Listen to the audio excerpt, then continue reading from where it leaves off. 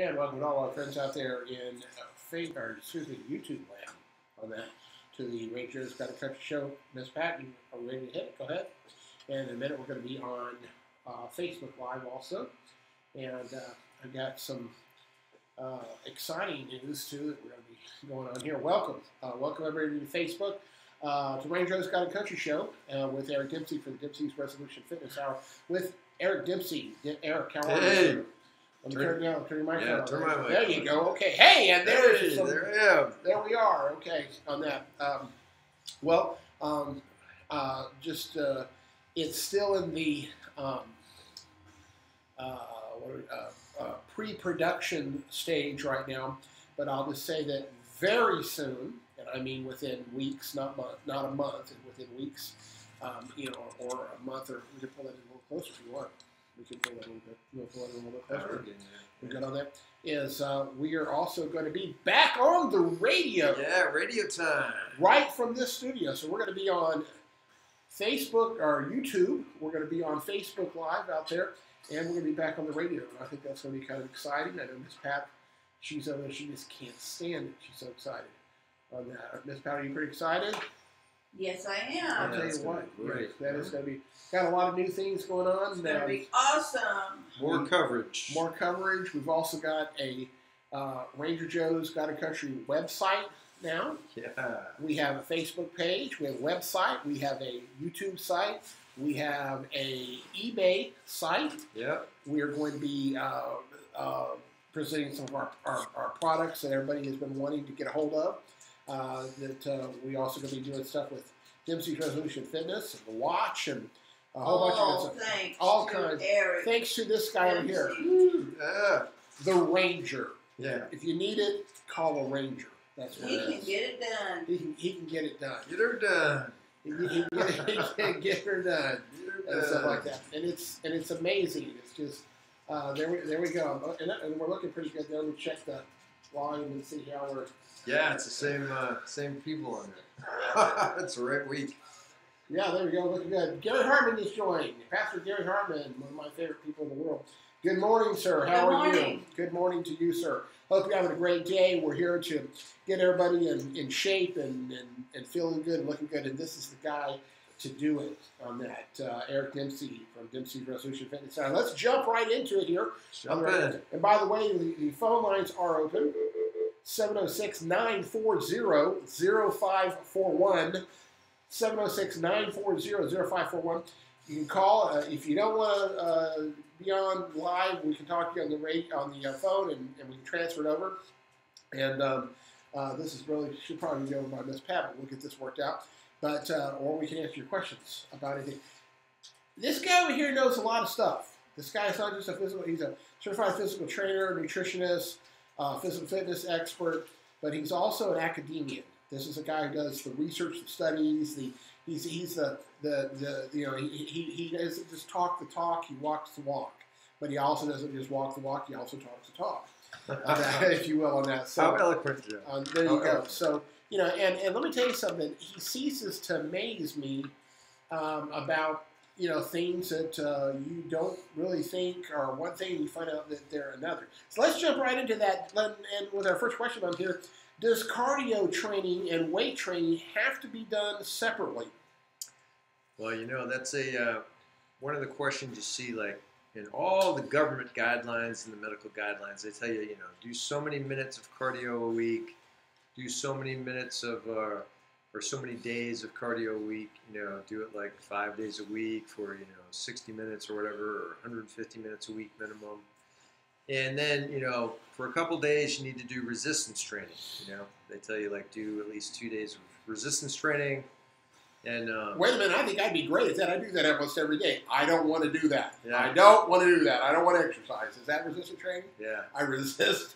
So, they've separated them, like all the guidelines separate cardio training from resistance training, and it makes it seem like they're two separate animals that can't be done together. But, one of the reasons people don't do it is because who's got time to do, well, I'm going to do my cardio training today for, 2 hours, and then I'm going to do 2 hours of resistance training tomorrow, and then, the average person that's using time as an excuse That ain't going to happen. So they're never going to meet the minimum requirements based on what's happening, in the guidelines from the medical and the USDA kind of stuff. They're never going to do it. Okay, so the next thing is what you got to think of is efficiency. If everybody's so busy, and most people are, then you need to, really look at combining everything so you get more bang for the buck in the same amount of time.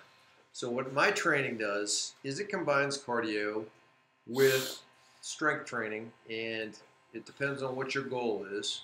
But if you need to do both, then why not do it both at the same time? So you can totally combine them, and it's all about manipulating the variables, the exercise variables, such as, frequency, intensity, time, type, and all that, right?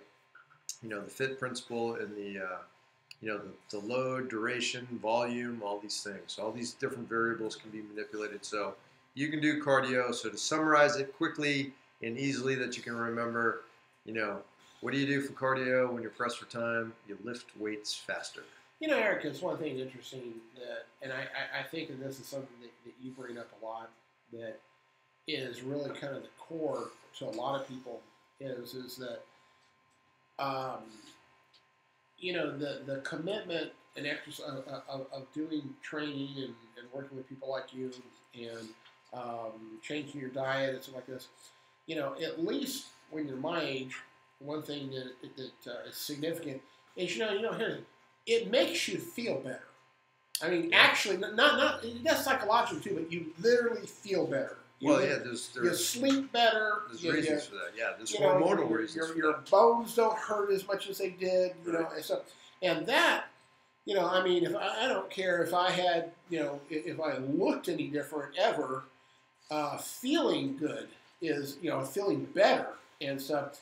And I'll tell you, it's significant because you get up and, it comes that time of night. I said to Pat last night, I said, and a lot of people jest and stuff like this, but I told Pat, I said, wow, I'm really beginning, which is a thing that's I think natural to my age, especially because I've been doing computers so much all my life.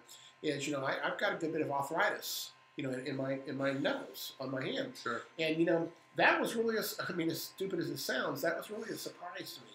I literally woke up one day, and I said, Pat, I got to go to the doctor. What's wrong? And I said, well, it hurts right here and here and here and here. And when I do that, it's just very painful. The more, and of course, if I would have thought about it, and as you get older, those kind of things happen. But I will tell you that, and of course, there's also, and this is what I was going to ask you. There's also a physiological reason for that because, let me ask you, isn't it true when you do exercises that you release endorphins and you actually feel better? Yeah, there's a hormonal response when you exercise. And that's why you do feel better. Endorphins and different hormone releases. It affects, there's an impact, either a direct or indirect impact on all those kind of things, plus like dopamine and serotonin, melatonin, all these different things. And of course, your growth hormone, IGF-1, testosterone, cortisol levels. There's so many different hormones that are affected by exercise, like, positively and negatively, and there are different circumstances. But the feel-good stuff is exactly that, the physiological response to exercise, which also indirectly impacts your psychological response to exercise. So all these things, in a nutshell, combine to make you look better, feel better, and perform better. So exercise is the key. And one of the things, that I do is I'm a specialist in exercise therapy. And that is kind of bridges the gap between the doctor and the physical therapist and the patient when they're not, completely done recovering, but they're done with their treatments. A lot of people get done with their treatments and still have a ways to go. And so one of the things that, I specialize in, because I have arthritis, so I'm pretty good at treating arthritis, people in. The thing that a lot of people don't understand is being sedentary is, a lot of people recommend, oh, you better take it easy, complete inactivity. Being sedentary is rarely ever a good thing even if you have ailments, injuries, diseases, conditions. Being sedentary is usually never an answer unless it's going to cause further harm. But yet, you'll get recommended to cease physical activity. As soon as you cease physical activity, things start going downhill. Within 72 hours of ceasing physical activity, 72 to the 96-hour mark, you start going into atrophy. You start losing lean muscle mass and increasing body fat, raising cortisol levels, increasing inflammation. All these different bad things are happening. You got to stay active, and the best way to be active is with weight-bearing resistance. Okay, one of the big things about the cardio dilemma is everybody's like, oh, you got to get out there and do cardio, hit your treadmill or your elliptical machine. The big thing is you got to do weight-bearing resistance training, especially for older people. I'm also a specialist in seniors fitness, right? Older adults, and training them. Resistance training is the very, very most important aspect of the training.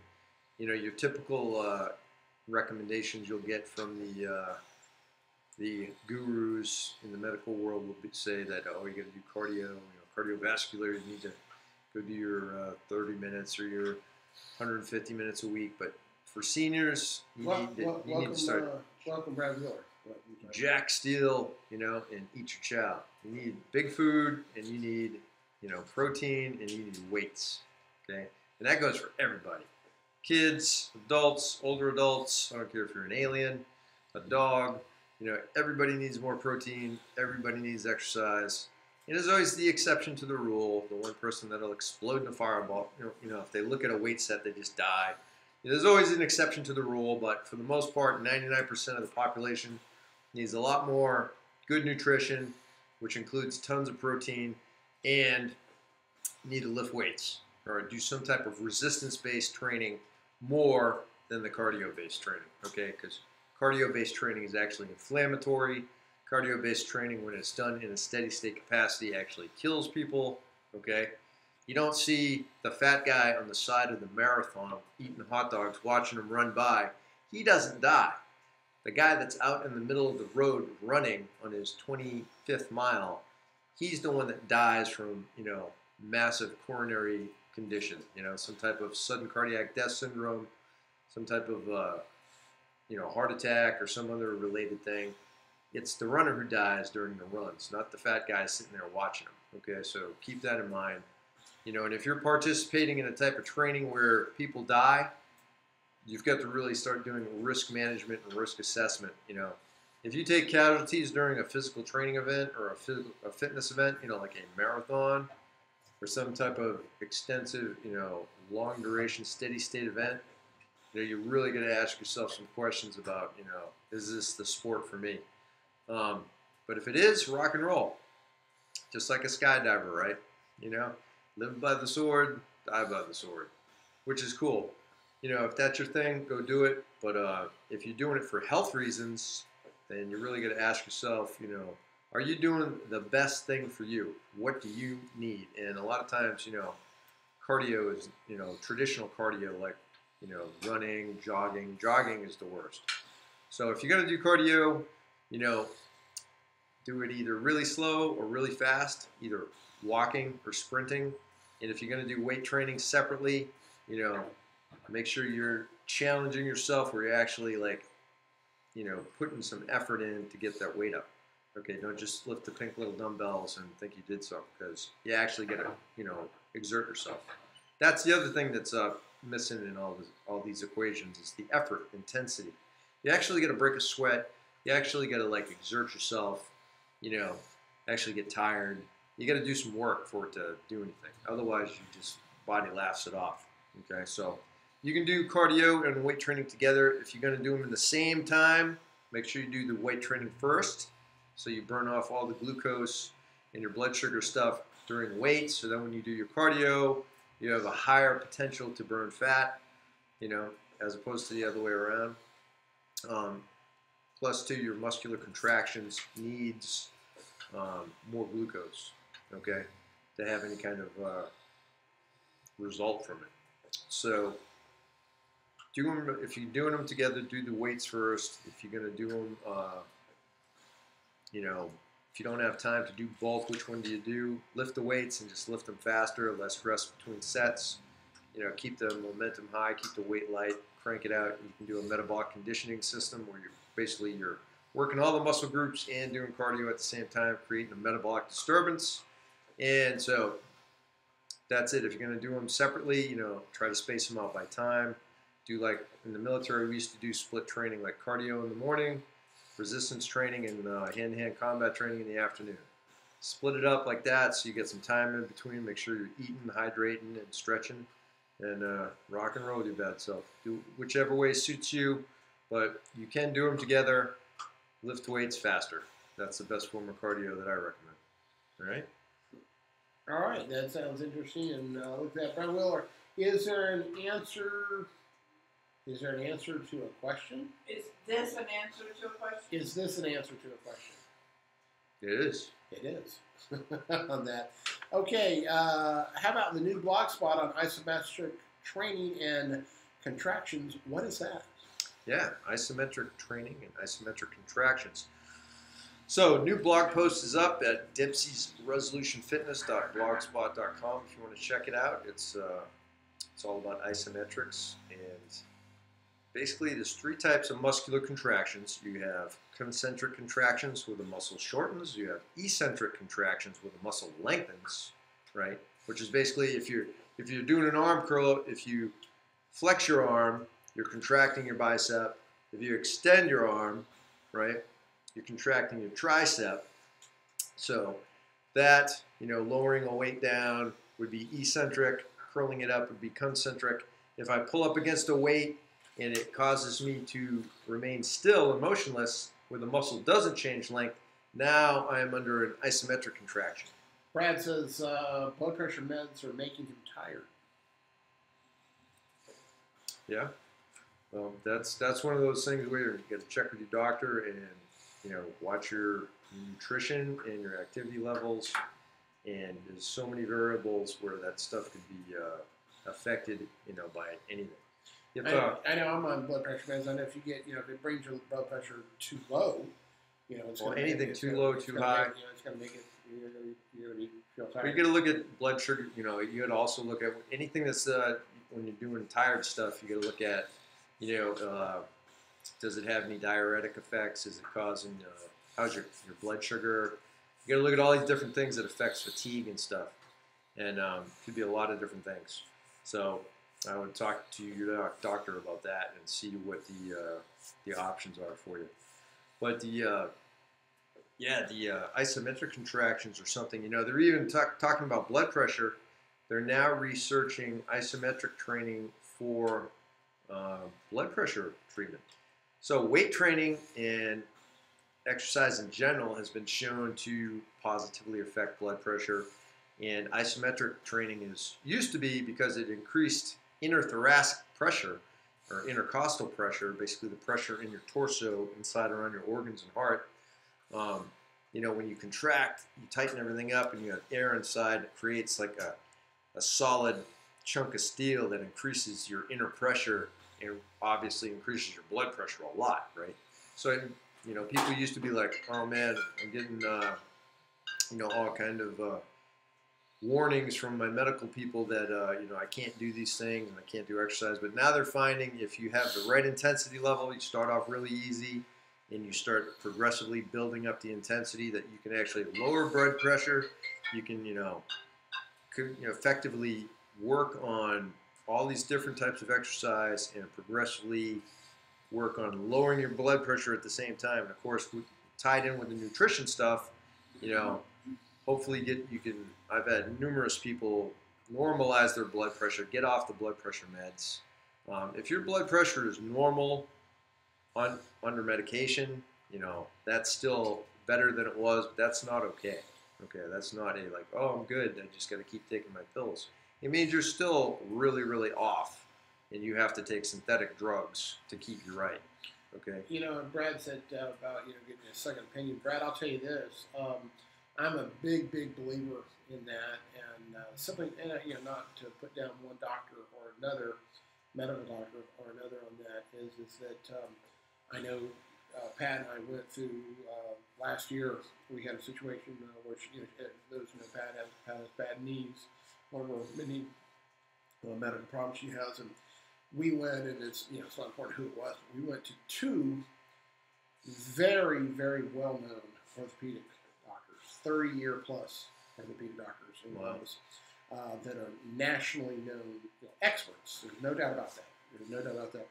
And there was a procedure that was suggested, and literally we went to one doctor that not being facetious, literally said, "Hey, this procedure is the best thing since white bread." I mean, it's just unbelievably. I endorse it. Just again, I'm not. And then we just decided. Matter of fact, because of our insurance, we had to get a second opinion. We went to the second doctor, who literally said it's quackery. I'm quoting. It's quackery. It's not even. Oh, and when you get that, and when you get doctors like that are such a level, you go like, golly, what do I do? I mean, I've got one. It's like. Well, you'll find that in just about every topic, though. You'll find that, especially that kind of stuff. One doctor supports something. Same thing with, in the fitness realm, like one coach or one trainer will recommend one type of training. The next guy will say, "Oh no, don't do that." So you'll find that in every industry across the board. The big thing is you got to seek the truth. You got to do your own educational backup checks yourself, right? If you got a topic, you need to read about it, read the pros and the cons from both sides. Talk to both sides of the street. If you get conflicting second opinions and whatnot, talk to both of them. Understand because the truth is somewhere in the middle. The truth is always somewhere between the left and the right. It's usually not at one of the extreme ends. You got option A, option B. The best answer for you might be, splitting the difference in the middle. Reminds me of our famous Greek-Russian friend, former Mayor Bob Portashev, who had a philosopher himself. He always, he is Greek-Russian, and he says it in Russian, but there's a Russian proverb, I think we've all heard it before, that says, "In every truth there is some lie, in every lie there is some truth." Oh yeah, absolutely. And yes, lots of work. It, I was just saying, a lot of work out there. But it can. And I one thing we talked about on the show before, I've told Eric is, and this is kind of a philosophy I have, is that, and I'm not I'm not a minimalist. I'm definitely not a minimalist. I want to go for the best I can go for. But with that said, I also believe that any effort is better than no effort. You've got sure, unless it's like when you're trying suicide or something. Yeah, of course. There's always an exception, Jeff. Exactly. And I think it gets back to one of the things we're talking about, with training and stuff, is I think it's so true that so many of us, I know I did, in a lot of ways. I like to use myself as an example. Is you tend to defeat yourself before you get started. You go out and people go, well, I haven't. I need to jog or walk. You just walk like him.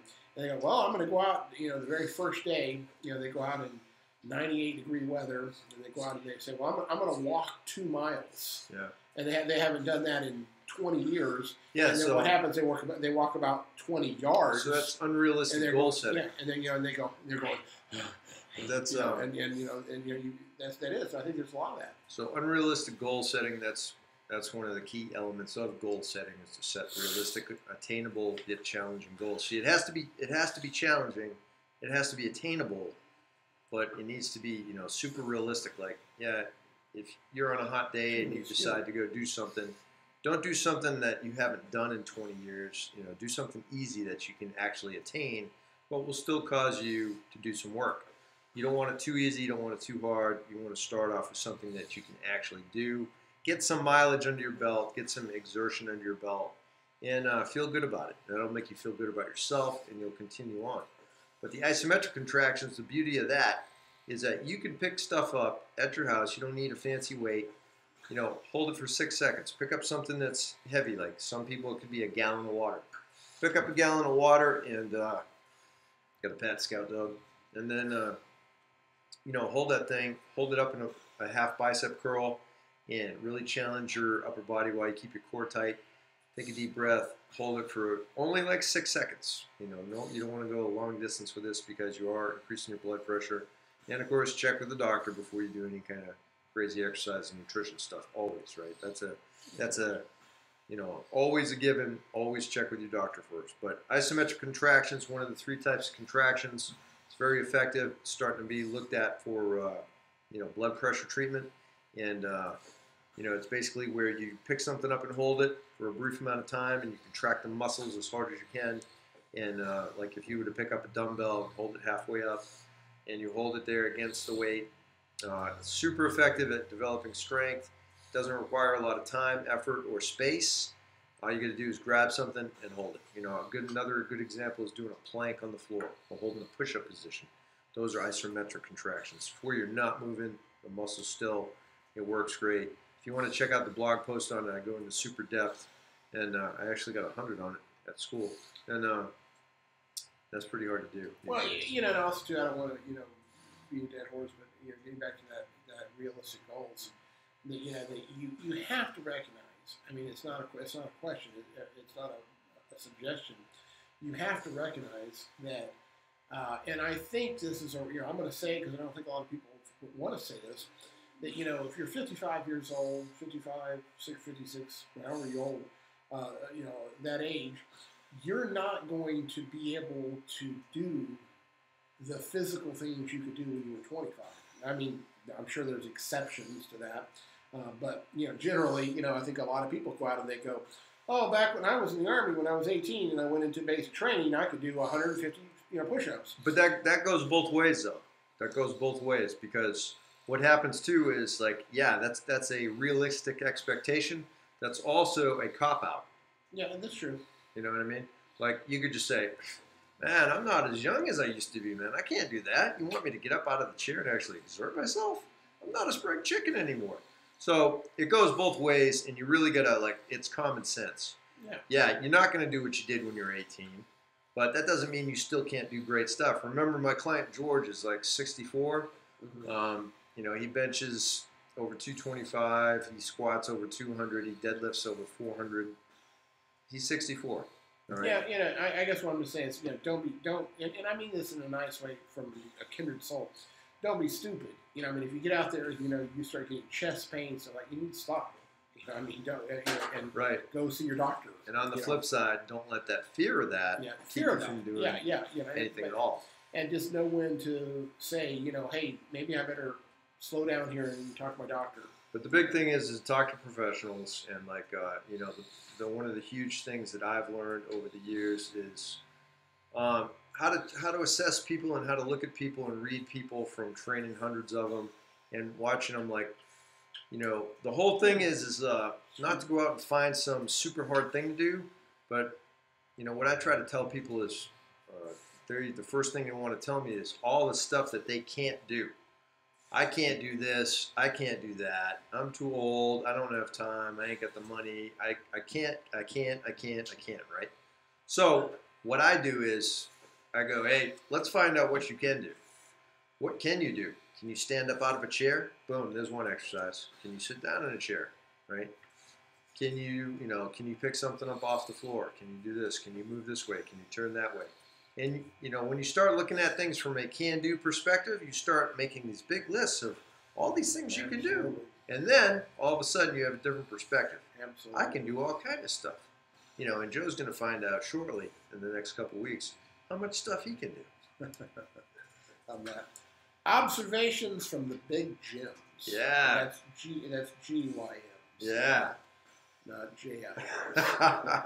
So, one of the beautiful things about my online training I do, I trained Dr. Lenny up in Syracuse, New York, from my humble abode in Salem, Alabama, which is amazing by itself, right? And so he goes, he's a professor at Syracuse University, and he, in between classes, he'll blast to the campus gym, which is a giant, beautiful facility. They have a giant campus, fully equipped Globo gym, right? It's just like any other big chain box gym. and it's got usually dozens and dozens of people in it, right? So when I watch him, I'm watching him do his thing, but I can't help but seeing the 50 people behind him, right? The 50 people behind him, and I can't help it. I'm a trainer and strength coach, so I watch them do their stuff. And just like while Dr. Lenny is changing plates on his weight set, I'm just sitting there watching his background and all these people walking by doing exercises and stuff. So what I've noticed is like probably 4 out of 5 of the people that I've seen in this one gym, and keeping in mind I worked at Smith Fitness Center for almost 5 years, another big gym on Fort Benning, hundreds of people in there. I've worked at a variety of different gyms. I've attended gyms all around the world where I was a member and worked out. And I can say, from observations, like 4 out of 5 people, really don't have a clue what they're doing in there. They're not doing the exercises right. They have no idea about, what's going on or what they're trying to do. Their form is terrible. You can tell they're not even working the right muscles.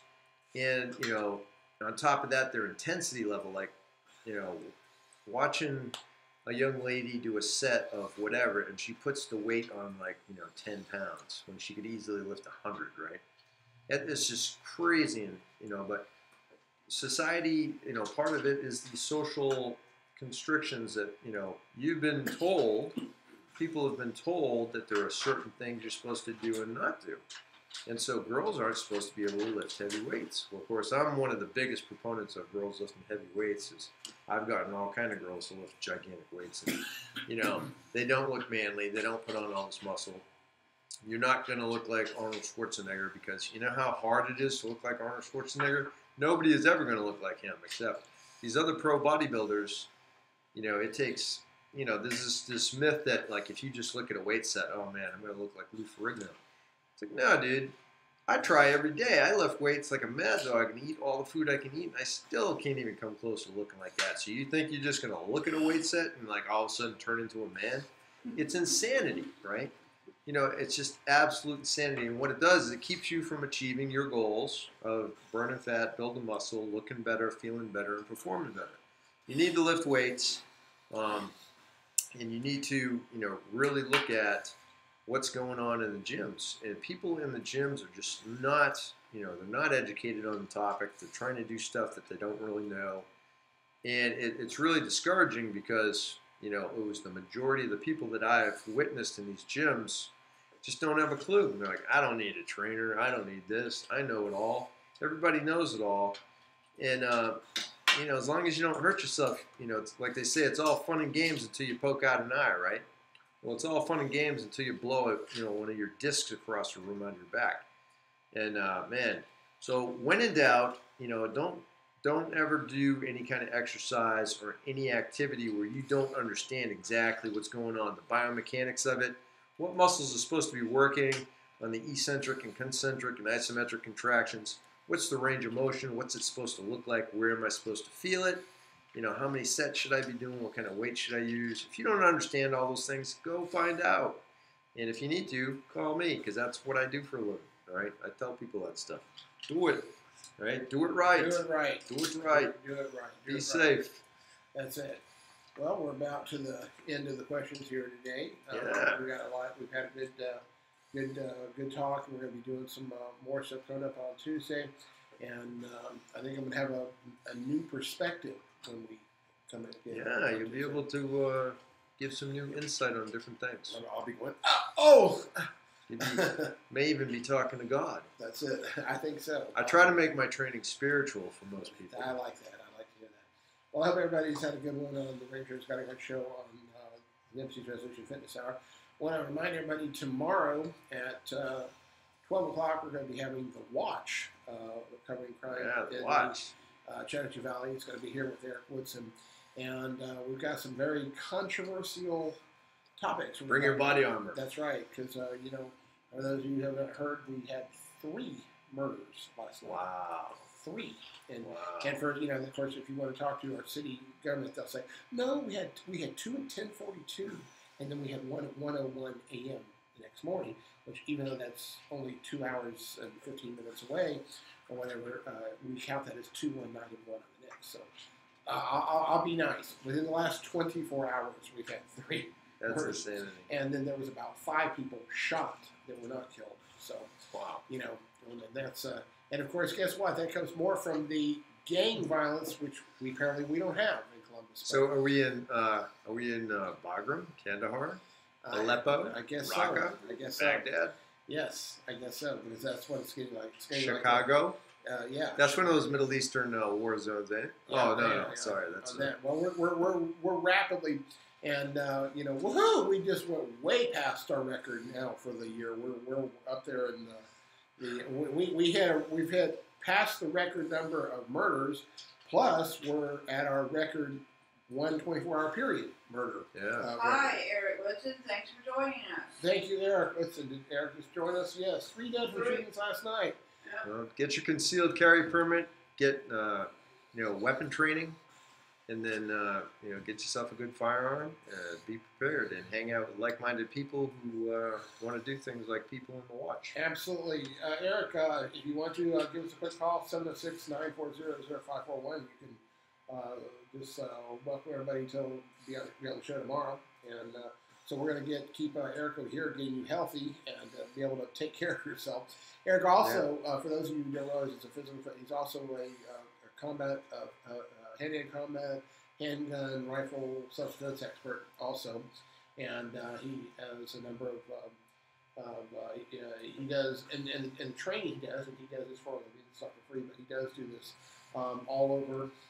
He does it at his studio. He has a studio in Alabama, he has a studio in Columbus. I think that's probably Eric. So let me see if we got him on here. Hold on for a second. All right. Let me start got him from that. Hello, welcome to the Joe's Garden Country Show. All right, hold on. I'm going to put you on. Can I put you on? All right, hold on. Hold on. All right. Let's see. Okay, Eric, are you there? Hello, Eric, are you there? Can you press speaker at the moment? Yeah, let's see. Eric, are you there? Yeah, I'm here. Okay, hey, Eric Woodson from The Watch. How you doing? Pretty good. I've been up all morning answering questions and stuff about last night's shooting and stuff. 3 people killed, 2 separate locations.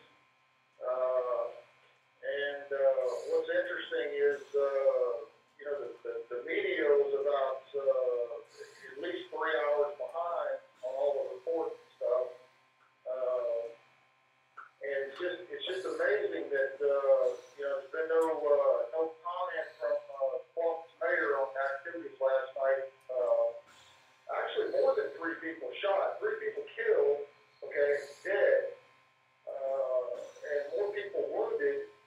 And there's been next to no reporting on what took place or why this took place. There's been no hard questions, no answers, and I'm just amazed that that you go to school for a journalism degree or something, be a news reporter or a journalist, and you don't ask the hard questions. Absolutely, and there's a lot of us wondering about that here in the Chattahoochee Valley. I thought it was very clever.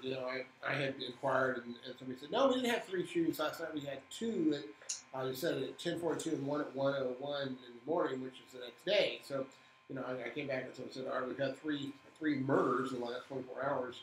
And then, like I said, there was, I think 4 or 5 people that were wounded. And what I have been told is drive-by shootings, possibly gang-related. Have you heard anything to that level? Yeah. Hey, Joe, can you pump up the volume a little bit when you're talking? I'm having a hard time hearing. Okay, I will do that. All right. Can you hear me now better? Yeah, I'm hearing you better now. Yeah. Okay, I was just saying that, we had, supposedly people are saying that these are drive-by shootings, gang-related, possibly. I've heard the same thing, even though there's been no official word of any kind. I heard one reporter say that a family member said it was a disagreement. A disagreement. 2 people killed at one location, possibly more wounded, and it was just a disagreement. It was a drive-by disagreement. Drive-by disagreement. Well, we're going to go ahead and close out tomorrow. We'll see Eric tomorrow at 12 o'clock, I believe. Is that correct? I thought we were going about 1. No, there's no. We can go as early as 12. Okay, 4 o'clock. Yep, and when we can go 12 o'clock because I had a court hearing and that got changed, and now we can do it at 12 o'clock tomorrow. Yeah. Hey, I just real quick, I just got off the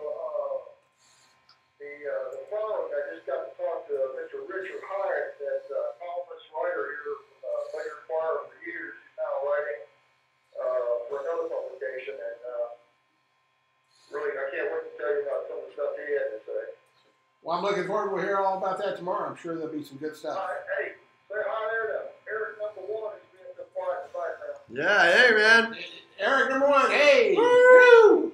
Ooh, Ranger, Airborne, whatever. So, hey, with his ranger skills and my paratrooper skills, you know, and the survival, the working out stuff, maybe we need to open up a little, like, tier school or something. Yeah. Survival, escape, or evasion out of Columbus, what do you think? Yeah, there you go. Sounds like people need it with these crime rates. Yeah. All right, well, you guys take care. Okay, thanks much. See you later, man. And as just a good old, hey, you know what, Eric is just a good old civilian. I'd like to call it like how not to get shot in Columbus. Okay, Absolutely. Thanks, Eric, and I want to say thanks to Eric Woodson for calling in, and I want to say special thanks. Oh, let me turn that off. A special thanks to, of course, Eric Dempsey for Dempsey's Resolution Fitness Hour, which you can hear every Tuesday here on the Ranger's Got a Country Show. So, Miss Pat, get ready to take us out. Eric, have a great week, and we will see you soon. All right. Take care, everybody, and God bless. Miss Pat, please take us out. All right.